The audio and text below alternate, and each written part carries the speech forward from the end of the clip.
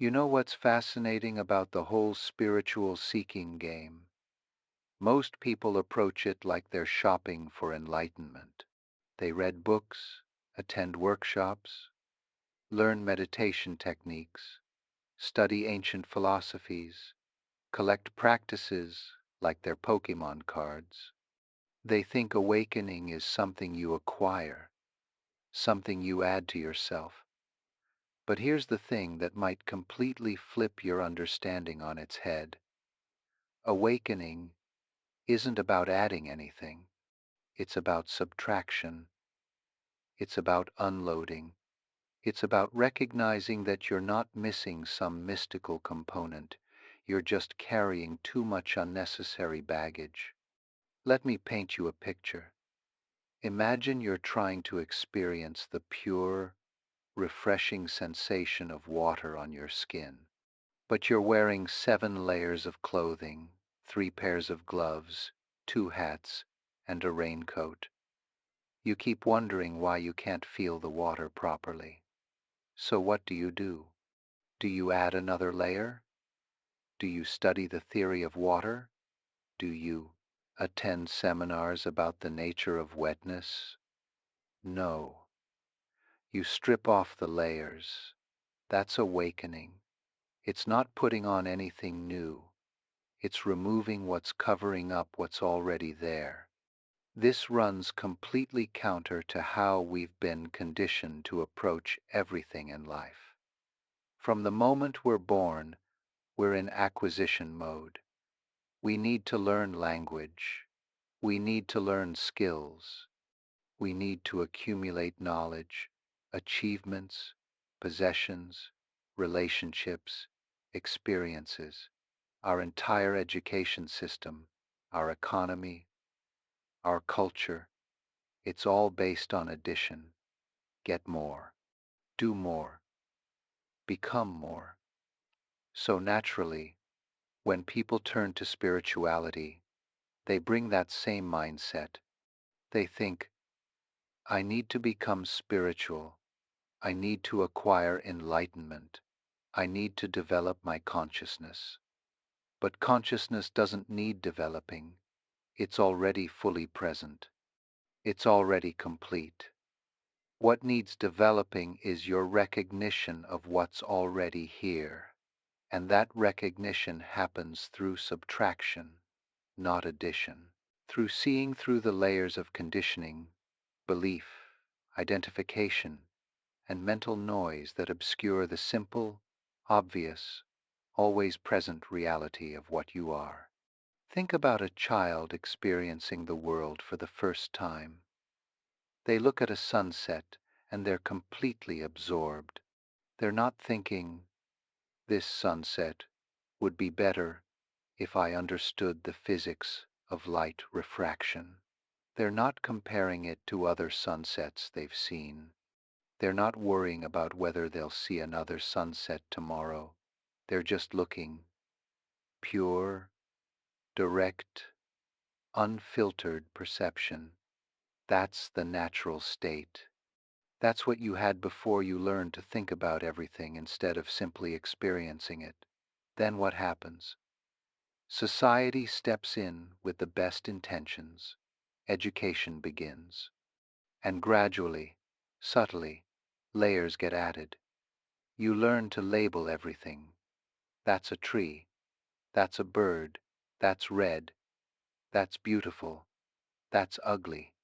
The labels start to replace the actual experience. You stop seeing the thing itself and start seeing your concept of the thing, your word for it, your category for it.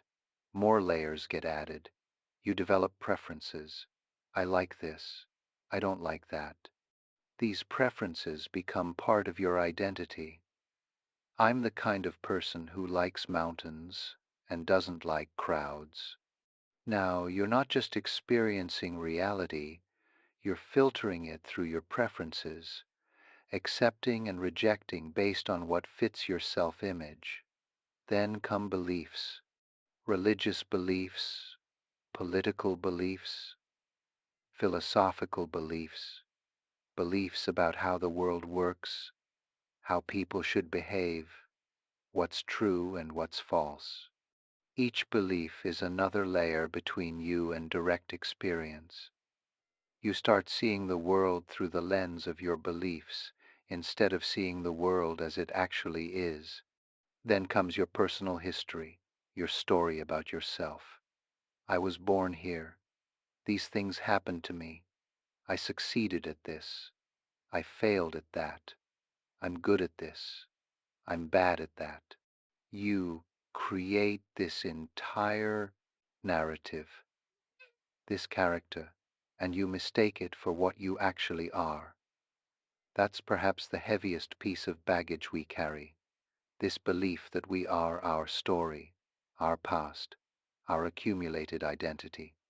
Add to that your hopes and fears about the future, your anxieties, your ambitions, your plans, your worries.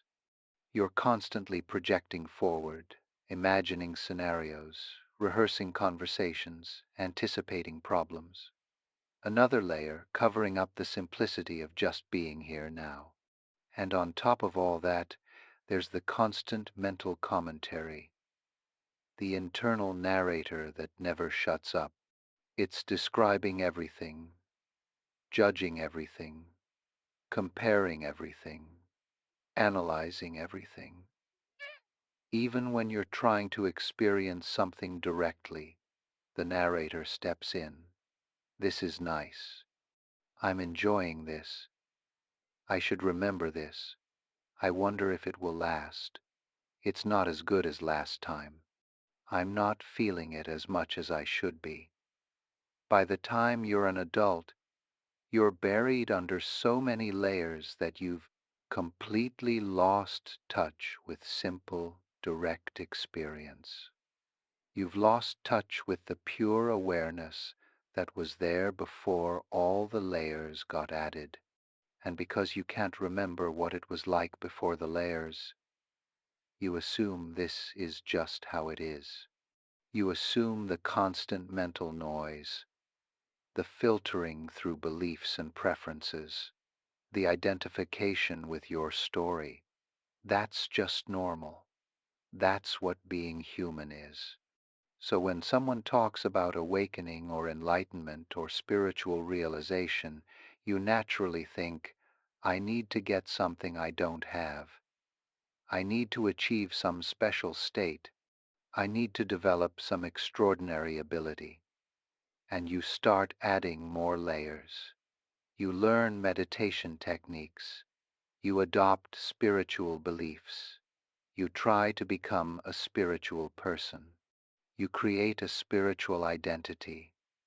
More baggage. Here's the radical simplicity that gets overlooked. You already are what you're seeking. The awareness you're looking for is already present. It's what's looking. It's what's reading these words right now. It's what's aware of your thoughts, your feelings, your perceptions. You can't acquire it because you already are it.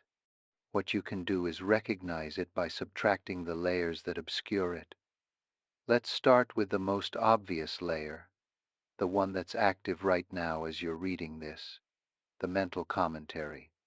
Notice that there's a voice in your head that's processing these words, maybe agreeing or disagreeing, maybe wondering where this is going, maybe planning what you'll do after reading this. That voice feels like you, doesn't it? It feels like your thoughts, your reactions, your opinions. But here's a simple question that can crack that identification. Who's aware of that voice? If you can observe your thoughts, if you can notice the mental commentary, then you must be something other than the thoughts themselves. The observed cannot be the observer. You are the awareness in which thoughts appear, not the thoughts themselves. That's the first layer to see through. The identification with thinking. When you really get this, not just intellectually, but experientially. Something shifts. You realize you're not your thoughts. They're just events happening in your awareness, like clouds passing through the sky. The sky doesn't grab onto the clouds and say, I am these clouds. It lets them pass through. In the same way, you don't have to identify with every thought that arises. You can let them pass through your awareness without claiming ownership. This doesn't mean you stop thinking. Thought is useful. It's a tool. But you stop being hypnotized by it. You stop taking every thought seriously, as if it's the ultimate truth. You recognize it for what it is, a temporary movement in consciousness, not the foundation of your being. Next layer, emotions. We have this idea that we are our feelings. I am angry. I am sad. I am happy. But are you? Or is anger happening in you? Is sadness arising in your awareness? Just like with thoughts, you can observe emotions. You can feel them, watch them intensify, watch them fade. If you can observe them, they're not what you fundamentally are. They're experiences within your awareness. This is tremendously liberating because most suffering comes from identifying with negative emotions. When you are angry, anger is everything. It's overwhelming. But when anger is simply happening in the space of your awareness, it's just a sensation, an energy moving through. It's uncomfortable perhaps, but it's not threatening to your existence, because your existence doesn't depend on any particular emotional state. Then there's the layer of your personal history, your story. This is a thick one. We spend decades building this narrative about ourselves, where we came from, what happened to us, what it all means. We think this story is who we are. I'm a person who had these experiences, who made these choices, who achieved these things, and failed at those things. But here's the thing about stories. They're interpretations. They're not objective facts. The same events can be told many different ways depending on which details you emphasize, which narrative arc you choose. The story you tell about your life is just one possible story. It's not the truth of what you are. It's a construction, a layer of interpretation placed over raw experience. What happens if you subtract this layer? What happens if you set aside your story, even temporarily? Who are you without your past, without your accomplishments or your failures, without your identity as someone who had this kind of childhood or that kind of relationship? What remains? What remains is awareness itself, present moment consciousness, the simple fact of being right here, right now, without any story needed. This is what children have before they develop a strong narrative identity. This is what animals have, this pure beingness, this simple presence. And here's what's extraordinary. When you rest in this awareness without the burden of your story, you're actually more capable, more spontaneous, more alive. Your past experiences don't disappear. The learning, the wisdom remains available. But you're not dragging the weight of the story around. You're free to respond to this moment as it is, not as your history dictates you should. Another major layer we carry is the belief in separation, the sense that you're fundamentally separate from the world around you. This seems so obvious, so self-evident, that questioning it seems absurd. Of course you're separate. You're here. The world is there. You're inside your skin. Everything else is outside. But look more carefully. Where exactly is the boundary? When you breathe in, air becomes you. When you breathe out, you become air. When you eat, the world becomes your body. Your body is constantly exchanging matter and energy with the environment. You're not a closed system. You're a process, a flowing, a constant exchange. Even more, fundamentally, think about perception. Right now, you're seeing shapes and colors. Where is that seeing happening? Is it happening out there in the world, or in here in your head? Actually, it's happening nowhere in particular, because the distinction between in here and out there breaks down upon examination. The world you experience is arising within consciousness. It's not separate from consciousness. Subject and object, observer and observed. They're not two independent things that occasionally interact.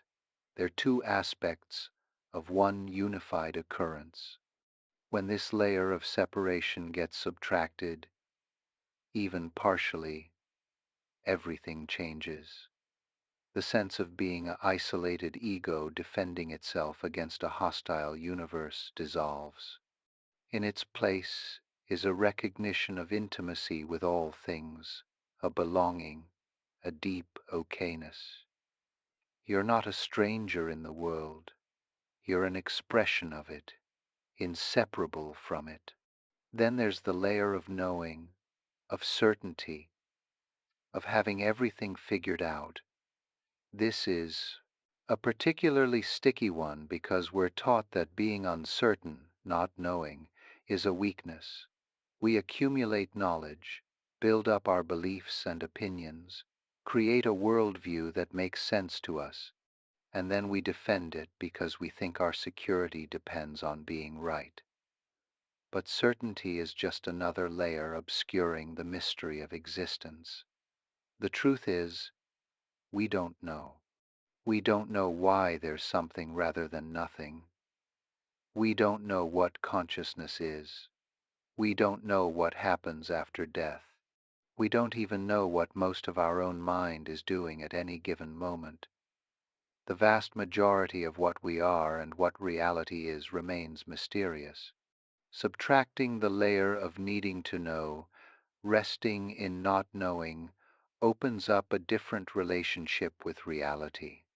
Instead of trying to fit everything into your existing framework, you become curious, open, available to what is. This isn't ignorance. It's actually a more honest relationship with the mystery of existence. Buddhist traditions talk about beginner's mind, approaching everything as if for the first time, without the burden of accumulated knowledge and assumptions. That's what becomes available when you subtract the layer of knowing. You can still use knowledge when it's useful, but you're not imprisoned by it. You can hold it lightly, ready to update, ready to see something new. Now, you might be thinking, this all sounds good, but how do I actually subtract these layers? How do I do this in practice? And here's where we come to something crucial.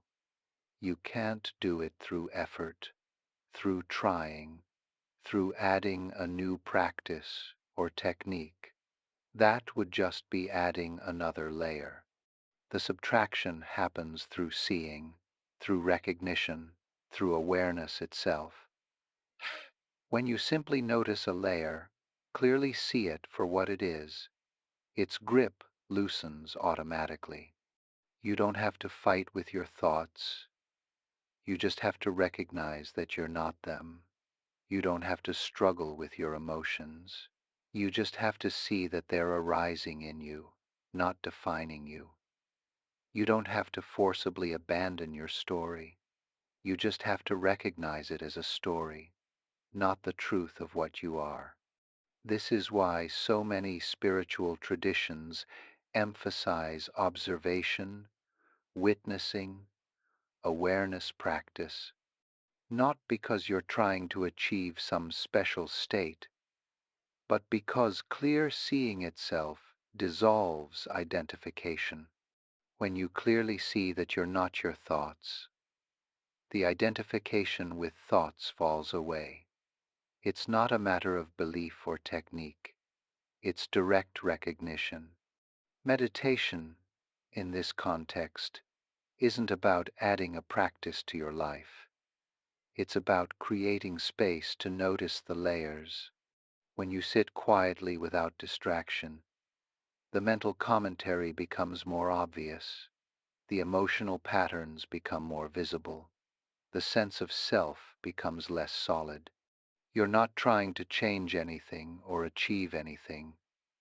You're just looking clearly at what's actually happening. And what you discover, gradually or suddenly, is that underneath all the layers, there's something very simple, very obvious, very ordinary, pure awareness, present moment consciousness. The simple fact of being, prior to all the elaboration, all the story, all the identification. This isn't exotic or mystical. It's the most basic, fundamental aspect of your experience. It's so obvious that it's easy to overlook while you're busy looking for something more impressive. This awareness is what you are, not the contents of awareness, the thoughts and feelings and perceptions that come and go, but awareness itself, the unchanging context in which everything appears. And this awareness doesn't need improvement. It doesn't need development. It doesn't need anything added to it. It's already complete, already whole, already at peace. All the suffering, all the seeking, all the sense that something's missing, that comes from identifying with the layers, instead of recognizing yourself as the awareness underneath. When you're identified with your thoughts, you suffer when the thoughts are negative. When you're identified with your emotions, you're at their mercy. When you're identified with your story, you're trapped by your past. When you're identified with your separate self, you're isolated and defending yourself against the world. But when you recognize yourself as awareness itself, as the space in which all of that arises, there's a fundamental shift. The contents of experience still vary. Pleasant and unpleasant sensations still occur. Thoughts still arise. Emotions still flow. But they're not happening to you in the way you thought. They're happening in you, within the vast spaciousness of awareness that you are. This doesn't make you passive or indifferent. In fact, when you're not burdened by all those layers, you're more responsive, more alive, more genuinely engaged with life. You're not filtering everything through your beliefs and preferences and story. You're meeting reality directly. And from that direct contact, appropriate action arises naturally, without all the second guessing and anxiety that comes from the conditioned mind. Think about a skilled musician who's mastered their instrument. At first, playing requires tremendous effort, conscious attention to every movement. But with practice, something else happens. The playing becomes spontaneous. The music flows through them without the interference of deliberate thinking. They're not adding effort. They're subtracting self-consciousness. They're getting out of their own way. That's what awakening is like. It's not acquiring some supernatural ability. It's getting out of your own way. It's subtracting the interference patterns, the layers of conditioning and belief and identification that prevent the natural spontaneity of awareness from expressing itself. Here's something important to understand. This process of subtraction isn't about becoming less than you are. It's about recognizing what you've always been underneath the layers. You're not diminished by letting go of your story, your beliefs, your identification with thought and emotion. You're liberated. What you lose are limitations, burdens, false ideas about yourself. What remains is more fundamental, more essential, more true.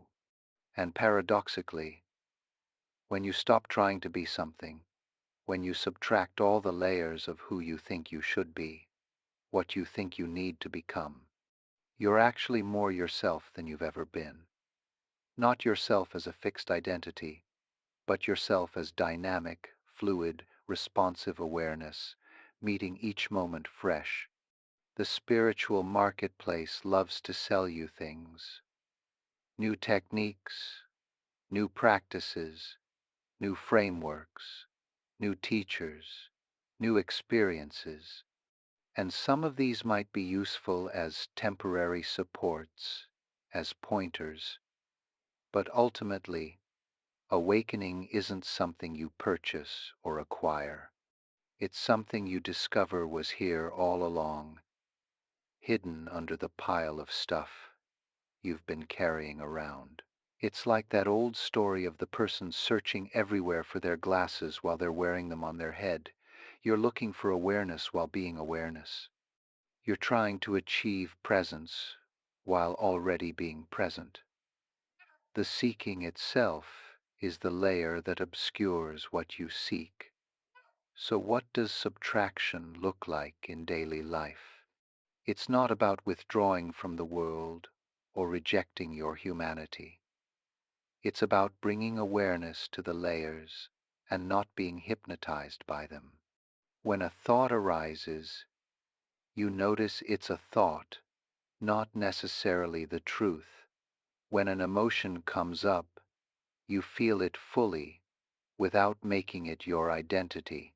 When your story starts playing, you recognize it as one possible narrative, not the ultimate reality of who you are. You start to notice when you're filtering experience through beliefs and preferences, and you can choose, at least sometimes, to perceive more directly. You begin to catch yourself when you're lost in mental commentary about the past or future, and you can return to the simplicity of this moment. You recognize when you're defending a separate self, and you can relax that defensiveness, that contraction. None of this requires perfection. The layers don't disappear completely and permanently after one big awakening experience, at least not for most people. They're deeply conditioned. They've been reinforced for decades. They serve certain functions. But as you see through them more and more, as you recognize yourself more and more as the awareness in which they arise, their grip weakens. They become transparent. You can use them when they're useful without being imprisoned by them. This is the great subtraction, not adding spiritual accomplishments to your resume, not becoming a more evolved or enlightened person, but seeing through the illusion of being a separate person in the first place, recognizing the simple, obvious, ever-present awareness that you are and have always been. And here's the beautiful thing. This awareness, this consciousness that you are, it's not your personal possession. It's not something unique to you. It's the same awareness looking out from every pair of eyes, experiencing itself through every form. When the layer of separate identity is subtracted, what remains is a recognition of unity, of shared being, of fundamental non-separation from all that is. This isn't a belief you adopt. It's a direct perception that becomes available when the layers that obscure it are seen through. And from this recognition, compassion arises naturally, not as a moral obligation, but as a simple fact. Hurting others is like your left hand attacking your right hand. It makes no sense when you recognize the fundamental unity. The path of subtraction is simple but not easy. The layers are sticky. The conditioning is deep. The identification with the false self is reinforced constantly by society, by culture, by habit. But the seeing itself isn't difficult. In fact, it's the easiest, most natural thing. It's just looking clearly at what's actually here, rather than believing the stories about what's here. You don't need special abilities, or years of practice, or perfect circumstances. You just need to notice. Notice the layers. Notice the awareness underneath the layers. Notice what's actually present when you're not lost in thinking about what's present. Notice the difference between direct experience and concepts about experience. And in that noticing, in that clear seeing, the great subtraction happens by itself. Not because you're doing something right, but because awareness naturally recognizes itself when it's not obscured by identification with the content of experience. The clouds part, and the sky that was there all along becomes obvious. So if you're seeking spiritual awakening, if you're looking for enlightenment, here's the invitation. Stop adding. Stop accumulating practices and beliefs and experiences and concepts. Start subtracting. Start noticing the layers. Start recognizing what remains when the layers are seen through. Start trusting the simple awareness that's already here, already aware, already complete. You're not lacking anything. You're not missing some crucial piece. You're just wearing too many coats. Take them off. Not all at once, necessarily. Not through force or struggle, but through seeing them for what they are. Additions to the simple fact of being, elaborations on the basic reality of awareness. Underneath all the layers, underneath all the accumulated identity and belief and story and mental noise, there you are, simple, aware, present, not as an achievement, as a recognition, as a homecoming to what you've always been. And if you found value in this exploration, if something here resonated or challenged or opened up new questions, do me a favor. He found value in. Hit that like button